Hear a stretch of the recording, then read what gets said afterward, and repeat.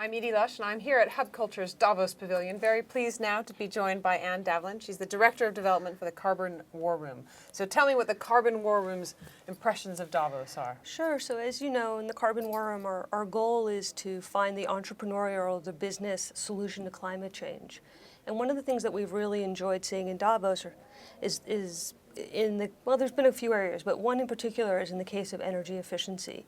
Companies like PricewaterhouseCoopers, like Accenture, Deloitte do energy efficient audits of buildings. Mm-hmm. And what we're finding is that's fairly standardized now. The industry's been doing it for several years. But the jump that's happened now that's so interesting is they're starting to look at the next step in looking at the retrofits, if it's HVACs, if it's window systems, and whatever the right case is how can you do the financing streams beyond that? Where's the project finance coming from? And it's really a step forward because the industry is starting to see the financial opportunity, and that's really how industry is motivated, of course. I think what's unique and why that may seem like a very simple solution or a simple next step, but what's unique is because of the policy debacle, if you will, of last year in trying to get the climate bill passed.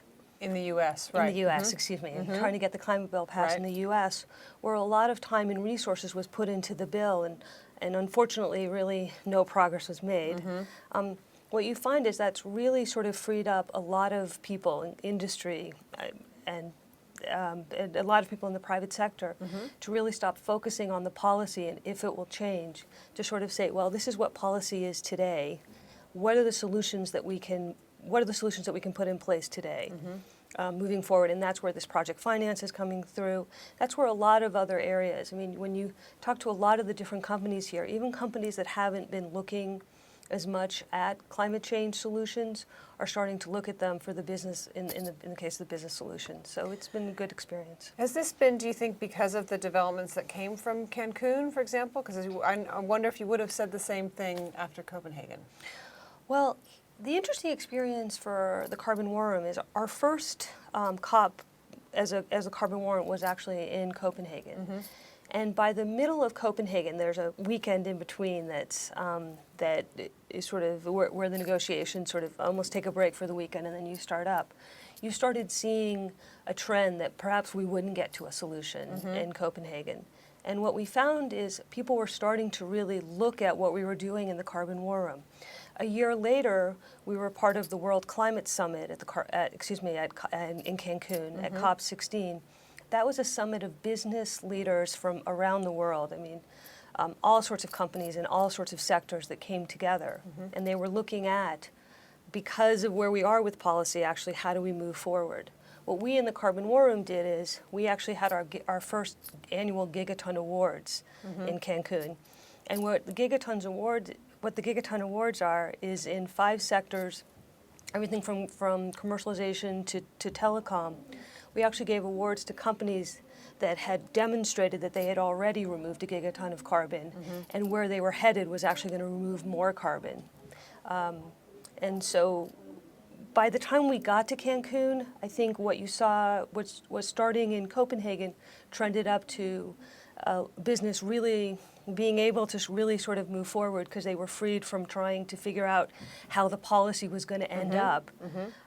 So they knew where the policy was.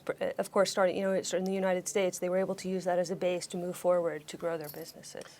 So just in terms of what you're looking at for this year for the Carbon War Room, what are you looking at leading up to Durban? What are the main priorities for you? Right. So that's a great question. We have probably 4 active operations. We're looking at shipping, we're looking at energy efficiency, aviation, and renewable fuels. We're also looking at building out solar and renewable energy on island nations or isolated nations. What we really want to do is bring more companies into the Carbon War Room and take their expertise, but also help the companies to identify the opportunities that they have to help their clients make money in the sector. Our overall goal within the Carbon War Room, annually starting starting this year in 2011, is to move $550 billion into the clean tech and energy efficiency sector. We had $200 million in 2010. So anything that we can do inside the Carbon War Room to bring in more business, that's really our main goal. And thanks very much for stopping into the Hub Pavilion Thank here you. in Davos, and I'm Edie Lush.